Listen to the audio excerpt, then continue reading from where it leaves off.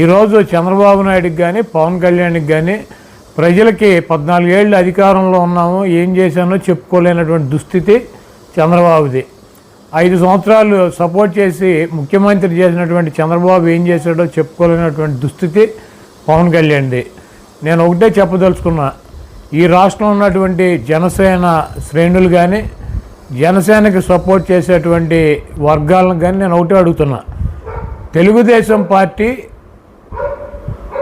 చంద్రబాబు నాయుడికి సంబంధించినటువంటి సామాజిక వర్గం కులం 3% ఓటింగ్ ఉంది రాష్ట్రంలో. ఆయనకు 3% ఉన్నటువంటి కులానికి మొన్న ఫస్ట్ విడత 21 సీట్లు ప్రకటించాడు.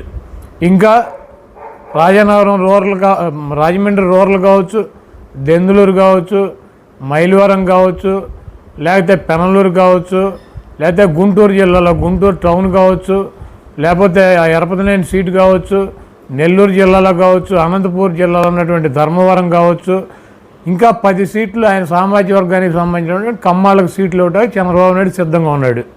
అంటే 3% ఉన్నటువంటి చంద్రబాబు నాయుడు సామాజిక వర్గానికి కమ్మ వాళ్ళకి 30-31 సీట్లు చంద్రబాబు నాయుడు ఇస్తున్నాడు. వాళ్ళ పవన్ కళ్యాణ్కి సపోర్ట్ చేసేటువంటి కమ్యూనిటీ కానీ పవన్ కళ్యాణ్ వెనకాల నడిచేటువంటి కమ్యూనిటీ కానీ ఈ రాష్ట్రంలో అగ్రకులాల్లో చాలా పెద్ద కులం, 20% పైన ఓటింగ్ ఉందని చెప్పి వాళ్ళే చెబుతున్నారు. 3% ఉన్నటువంటి తన కులానికి తన పార్టీలో 30 సీట్లు పైనిచ్చుకొని జనసేనకి పవన్ కళ్యాణ్కి ఒక అత్యంత బలమైనటువంటి సామాజిక వర్గానికి ప్రాతినిధ్యం వహిస్తున్నటువంటి పార్టీకి 24 సీట్లు ఇచ్చాడంటే ఆ 24 సీట్లు తీసుకోవడానికి పవన్ కళ్యాణ్కి మనసు ఒప్పుకుందేమో కానీ ఈ రాష్ట్రంలో ఉన్నటువంటి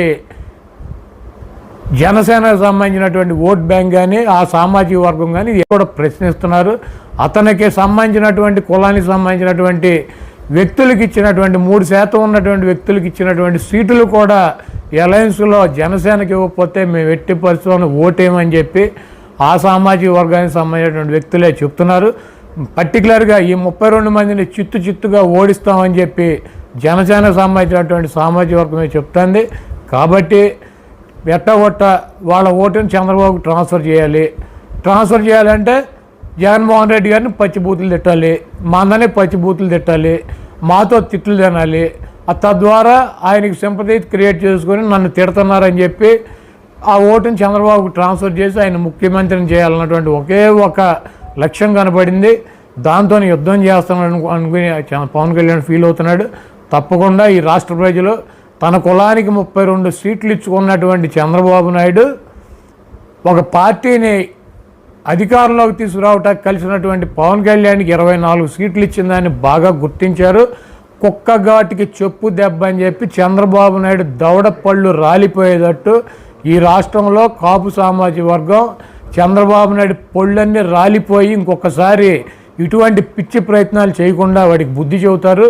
చంద్రబాబు నాయుడు పవన్ కళ్యాణ్ ఇద్దరూ కలిసి ఎవరిని మోసం చేయాలన్నా కూడా మోసపోవటానికి ఇక్కడ సిద్ధంగా ప్రజలు లేరు.